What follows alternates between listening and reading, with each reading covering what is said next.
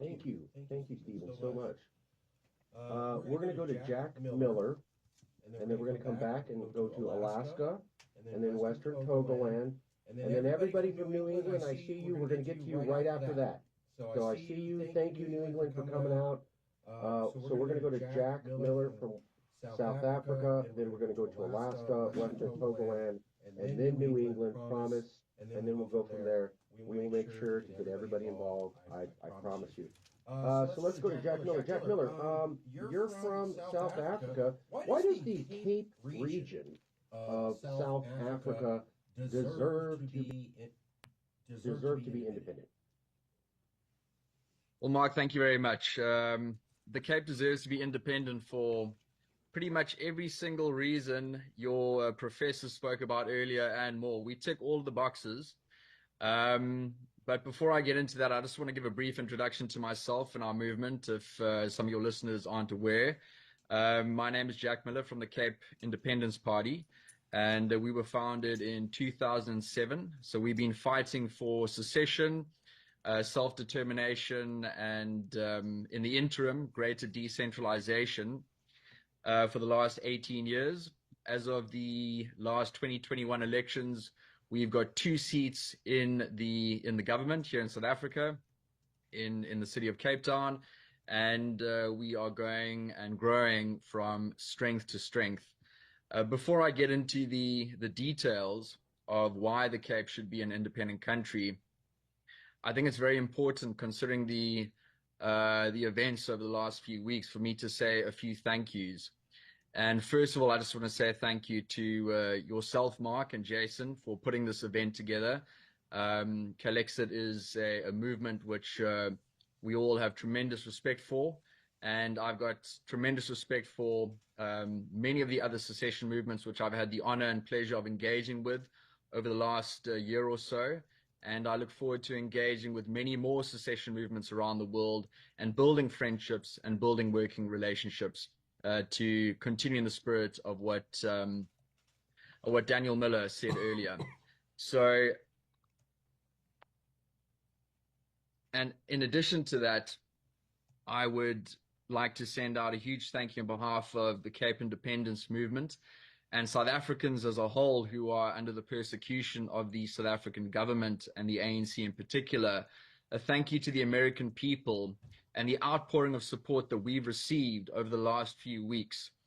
And that would only be possible because of a South African who you guys stole from us, who happens to be the wealthiest man in the world, Elon Musk, as well as your President Donald J. Trump. And between Elon Musk and President Trump, they've really brought attention to some of the most horrific goings on here in South Africa. And I'll be touching on some of those issues. So secession is not just something that we believe would be a preferable pathway for us here in the Cape to take, but we believe, based on the extreme tensions and the direction that the ANC and parties like the EFF are taking this country, secession is inevitable. When a centralized state works to build cohesive relationships with the various territories under its control, then secession becomes less and less likely. But when a centralized state goes out of its way to ostracize, to isolate, to persecute a group of people, a territory, minorities, in our case here in the Cape, we're a majority, then they are only doing themselves a disservice and pushing us towards a higher and higher likelihood of achieving independence. The most obvious reason why the Cape should be independent is economic. We pay approximately 260 billion rand in taxes to the South African government annually. On our local and provincial allocation, we get back a total of 60 billion rand. We are losing direct access to 75% of the revenue that we produce in our province here in the Western Cape. We're one of the most productive provinces. And if we were independent, without even changing these bad communist, socialist policies and racist policies, we would overnight be able to cut taxes in half and at the same time have double the resources available to us for infrastructure, schools, hospitals, policing, etc. We have a tremendous agriculture industry, wine export, tourism, fishing, tertiary and technology economy. We consistently perform better than the rest of South Africa in terms of education and manufacturing and various other services. And here in the Western Cape, we've never, ever once voted for the national government. Not once has the Western Cape voted for the ANC in the last 30 years that the ANC has been in power in South Africa. We've consistently voted for parties other than them. At the current stage of affairs, there's a party called the Democratic Alliance, or the DA, who is seen as the opposition to the ANC, and they've won the elections here for the last 2 decades. Whether they're a real opposition or not, we don't believe they are, and I'll get into some of those issues later. But people vote for them nonetheless because they would rather have the DA than the ANC. But when we've conducted polling and other organizations have conducted polling, the numbers are resounding. 68% of the Western Cape wants a referendum on Cape independence. Of that number, 58% are adamant that the Cape should be independent. And these percentages link up quite nicely with our demographics. And the majority language spoken in the Cape is a language called Afrikaans. And it's a very special language because it's been formed over hundreds of years. And it's an amalgamation between Dutch and Indonesian and Malaysian and English and Khoi and San and the various influences of the people which made this unique language. Since 1652, and from that seminal moment, we've developed a culture and a history and a people that have lived together, have intermarried, and have given birth to the largest population group in the Cape, which personally refer to themselves as Cape Colored. I understand that term isn't understood in other parts of the world, but you could understand them as brown Afrikaners. So here in the Cape, we have white Afrikaners, we have brown Afrikaners, we have Indian Afrikaners. The language Afrikaans is almost the defining backbone of what makes the Cape unique to the rest of South Africa, and in fact, the rest of the African continent.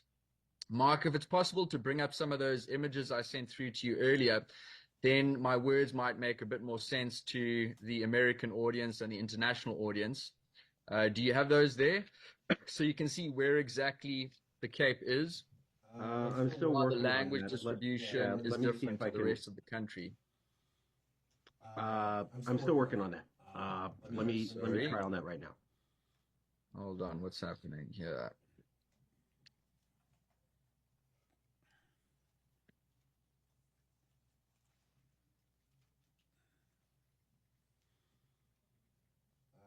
I might not be able to get the graphics up. Is that okay? Sorry, Mark, my volume was down there. Sorry, are you able to bring up those images, or should I try? I'm not. Unfortunately, I'm not able to bring up the images. Sorry about that. That's something like be working on there? Sorry? Don't worry about it. We need to just finish this speech and move on. Sorry about that. Okay. Nope. No problem whatsoever. So basically, the territory which we call home it's about the size of France. It includes the entire Western Cape. It also includes a province called the Northern Cape, a few wards and municipalities in the Free State, as well as the Eastern Cape. In this territory, 70% of that population speaks Afrikaans. I'm going to branch off into something which we don't always like to talk about because it's a very unpleasant part of what's happening in South Africa at the moment. Some people refer to it as genocide. Depending on how you choose to look at the numbers, you can draw those conclusions.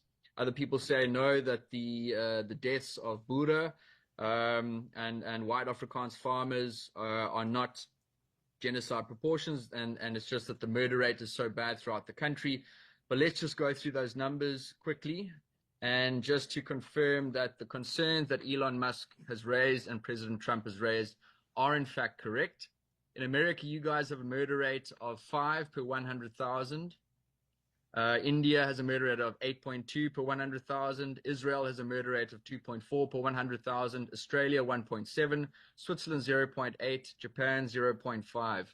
The average murder rate in the whole of South Africa ranges anywhere between 35 and 45 murders per 100,000. Our police officers suffer a murder rate of around 60 per 100,000. So to put that into perspective, war zones like Iraq had a murder rate of around 40 per 100,000, Yemen 61 per 100,000, Somalia 34 per 100,000, Syria at its peak was 139 per 100,000. Now, to put into perspective how white Afrikaans farmers are being murdered, they have a murder rate of approximately 150 per 100,000. This is worse than most war zones around the world. And these people aren't just being killed with a bullet in the head and stealing their tractor.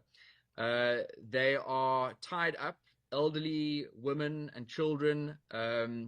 It's horrific to say this, but the world needs to know they're tortured, they are raped, they are, this takes place over hours and hours and hours. Messages with their blood is written on the walls. And we have politicians in South Africa singing songs saying, kill die Boere, kill the white farmers. And nothing is done to give any, at least political pushback against these murders. And we're just absolutely grateful that the American people over the last few weeks have become aware of this. And it is yet another strong driving force behind why the Cape should become independent. Here in the Cape, we do not suffer as badly as other parts of South Africa when it comes to farm murders. The worst of the farm murders are in the ANC strongholds, the territories outside of the Cape. But we certainly, Cape independence would go a long way towards bringing stability to South Africa, putting an end to the tyranny of the racist and fascist communist government that is the ANC and EFF. And we look forward to working together with all the other secession movements around here in achieving all of our goals and bringing peace and prosperity to our parts of the world. And we'll do our best to support you and your movements in your parts of the world. Thank you very much. Thanks. Wow. I didn't know anything about that. You understood this is South Africa. Okay. Yeah. So thank you, Jack, from South Africa. We've known Jack for years. South Africa's been a very good partner to CAPEXIT. We've been working for years. I think we interviewed the Youth League, and then we met you through that. I want to say thank you to South Africa for participating for a very long time. We're going to go